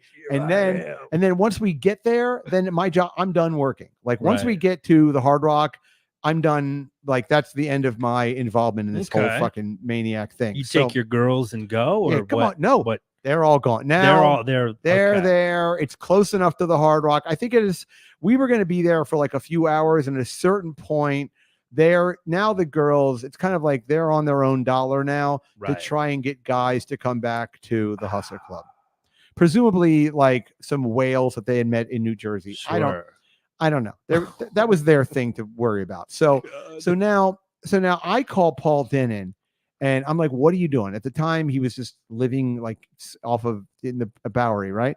And I said, listen, you're not going to believe this. I'm like, you got to get over to like 48th and Broadway in like 45 minutes, and you are going to see me in this black fucking limousine with all of these. They're closing it down. It's a 5th anniversary of 9/11. There's so many different ways I could explain this to you, but I don't even know how. You got to just come see it. So sure enough, because now we get through the Holland Tunnel. They block it all off. There's sirens and fucking things and horns blaring. I mean, it is wild. We go through West Side Highway. They've blocked it. It was all already blocked off. Block it off, block it off. We get to the corner of 48th. I look over. I see Paul on the corner, and I go, get in. And he just runs through the traffic, and he jumps in to the limousine. And he goes, I go, can you fucking believe this? So he gets in, and then we drive like another 2 blocks because we're there. And then we just get out of the limousine. We go into the Hard Rock, and I find, Mr. Hard Rock. And I'm like, hi, I'm here for the Hustler Club. And he goes, okay, great. Well, it's downstairs. Enjoy some manicotti. Lovely. Yeah. And the girls are there. And then Scorpion will be playing in like an hour and a half or something and just hang out. So I wonder if they played The Winds of Change. Like, which one? I'm just trying to think of like what would make the Scorpions relevant to I think 9/11. I want to say maybe somebody was just a big Scorpions. I mean, it's like that or REO Speedwagon. I mean, I think. Oh my god! I think it's love to hear fucking. It's like I'd love to hear some REO. It's probably in the budget. I guarantee there was a budget and they were like, all right, listen, the Scorpions they're doing a county fair anyway. We'll get them to come down. Can they finger blast the Hustler guy? Like his dad said he likes it because that's all they want to get paid by. So anyway, I'm exhausted. So that is what happened. Wow. So I remember, I just remember were the Sopranos guys there the whole time, or they were just there at the Harley Davidson thing? They were at the Harley Davidson, but that Furio guy had his own motorcycle. A couple of they were into the bikes. Yeah, a couple of Sopranos guys were into bikes. How funny would it be if Furio like gets in his motorcycle and he's got a sidecar and Paulie Walnuts gets in with like a red, white, and green helmet on, All right, let's go to the pork store. The porks. Hey, can you ask these 8,000 cops if we can stop and get some bread? The bread's good today. Yeah. He's just eating a tiramisu down going to, I just remember like they closed down, all right. As a final, let's see if we can call Paul just so we can verify this, please. Just super quick. And then we'll wrap it up. But I hope everyone's enjoying this. I haven't thought about this or talked about this in a while. Let's see. I don't know why, but it's not even Paulie Walnuts. Yay. Yeah. But I have those pictures. I don't know where the fuck. The problem is like I didn't take them. This is so long ago. I took them with like a digital camera. Yeah. I'd have to find like the SD card or something. Right. Probably on a hard drive somewhere. So hopefully he picks up. Let's see. There you go. Usually he's in the I know chat room, so he might be busy. He might be busy if he's. Brian McCarthy. Hey, good. You're on speakerphone with my mother. Hey, hello. Hey, Mrs. Dinnan. It's like Inception. Wow. Well, everyone's on the podcast. So happy Mother's Day, Mrs. Dinnan. I miss you. I so enjoyed seeing you all those years ago. How are you doing? You're an old Jewish lady. How's your health? How are you doing? I showed up at Paul's sick, and he had to take me to the doctor yesterday. Oh. I guess not so good. Oh, no. Sick in Puerto Rico? Do they chop your foot off or something? Or do they just rub some dead chickens over your head or something? I mean, what kind of Santeria penicillin do they give you? Have you had the Hamantaschen down there? It's terrible. There's no good baking. They can't bake. There's no good water. The water's terrible. Can't even get a decent bagel. Oh, hello, and a bialy? I'm not putting pernil on a bagel. Although now I'm starving. Hey, so listen, we're doing nice to talk to you. Paul, why don't you bring her with you to New York? By the way, how wonderful is your daughter-in-law? Isn't she great? I love her. I know. She's a sweetheart. Amy's great. Your children, you must be so proud of your boys. So happy Mother's Day. Thank you. Yes, and so that's good. So anyway, I want to talk about Paul. Paul, remember all those abortions you never paid for? We're talking about that on the show. No. All the abortions you stiffed us on. Yeah, no. Oh man. Oh rats. No, I am reminiscing about the time you and I had pretty much more or less first met each other. But remember when the Hustler 5th anniversary of 9/11, that motorcade, when I was in that limousine with all of those motorcycles? I don't remember this immediately. Was I? Are you Okay. sure I was there for this? No, you weren't there for it, but you were there. I was out at the. Oh, it's all falling apart, folks. No. Yeah, Oh no. right. Oh no. Wait, Next maybe witness. wrong Paul. Wrong Yeah, Paul. you fold under questioning. no, no. So I was when I worked for the Hustler Club. I was out in New Jersey with all the Sopranos guys, and it was the 5th anniversary, and they had done this sort of a motorcade of all these motorcycles, first responders, fire trucks, blah blah blah. And you were just in New York. You were just doing something, and I called you, and I said, "You're not going to believe this, but I'm in a limousine in this motorcade, and we're all headed to the Hard Rock Cafe, and the Scorpions are playing." I said, you should get over to like 48th and Broadway or something, and you are going to see all of Times Square is shut down for all of these motorcycles, and I am in a limousine in the middle of it with like 8 strippers, one who had just gotten freshly fingered, sorry, Ms. Denon, by the PR guy with the red hair. And I saw you actually were standing on a corner. I popped out of the sunroof and I yelled over for you. And I was like, Paul, and you saw me waving, and you got in, and you got into the limousine. We drove another like 2 blocks, and then we got out at the Hustler, and we got out at the Hard Rock Cafe. Ring a bell? Okay. I vaguely remember. I know we've been through a lot. I know. We've been through it. This is, and Paul, the kind of crazy lives we had, this isn't even on the top of it. Am I right? Right. I've forgotten. Yeah, right. Exactly. Remember that time we were at a casino on the moon? All right. Well, listen, that was it. So is your mom visiting? Yeah. She got in yesterday and for the weekend and. Okay. All right, cool. All right. Well, listen, thanks for sort of remembering that. That was good. Thank you very much. Jocelyn was able to corroborate. Thank you. Corroborate. I corroborate. Ancient Chinese secret. All right. I'm just going to hang up. Thanks. Thank you, Mrs. Denon. Nice talking to you.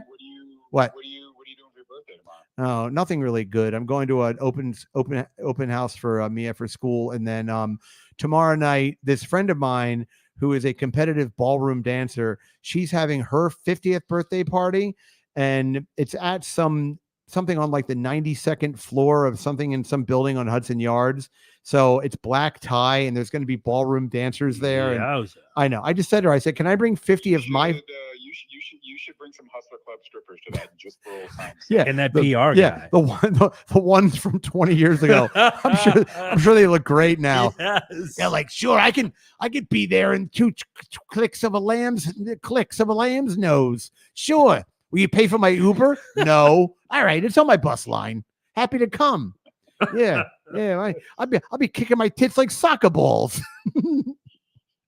All right. Well, listen, I'll let you know how. Yeah, it's tomorrow night's going to be. It's that woman it's my Ozempic doctor. It's her 50th birthday party. Wow. Yeah. So yeah. A lot of skinny minis. Yeah, a lot of easily vomitable past hors d'oeuvres. It'd be like hors d'oeuvres and air sickness bags. Oh, air sickness bag. But enough about my first wife. All right. Well, listen, you guys have fun, and I'll see you in like 6 weeks. Fun.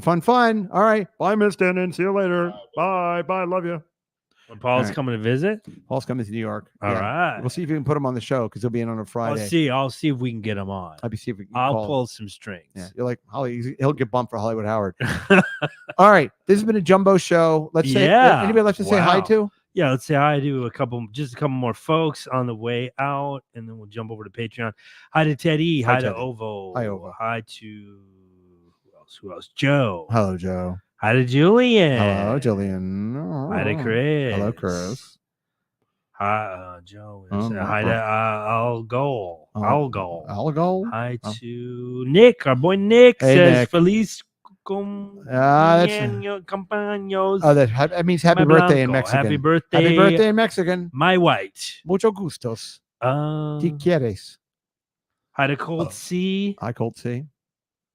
That's everybody. Okay, good. Hi, everybody. Remember, Everybody everybody, we are within a, forgive the term, but we are within a cunt hair of having enough watch hours to, I don't know, get a free taco. I mean, yeah, free, I think we get a free submarine sandwich yeah, but from no, Jimmy's John. but only whole wheat bread. Yes. So, yeah. So please, you'll see the playlist on the channel. Just click on the playlist and just let it play because it's free and it gets us to the thing. I don't even know, but it's good for us to have that. And remember, if you're not on the Patreon, maybe a little birthday present. Get on the Patreon just for a month. Check it out. Yeah. Get on for a month.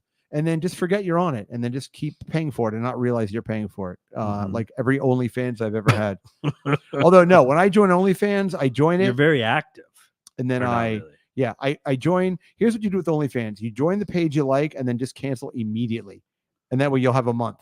You know what I'm saying? Okay, I have my little bit that I've dabbled in it. It's I've never successfully gotten anything because I will join. And then all the videos are like a la carte. Yeah, that's bullshit. So I'm like, and they're like $30 a video. It's wild. Yeah, so you have to be like a real super fan, I feel like, in order to well, we talked about this with Joanna Angel.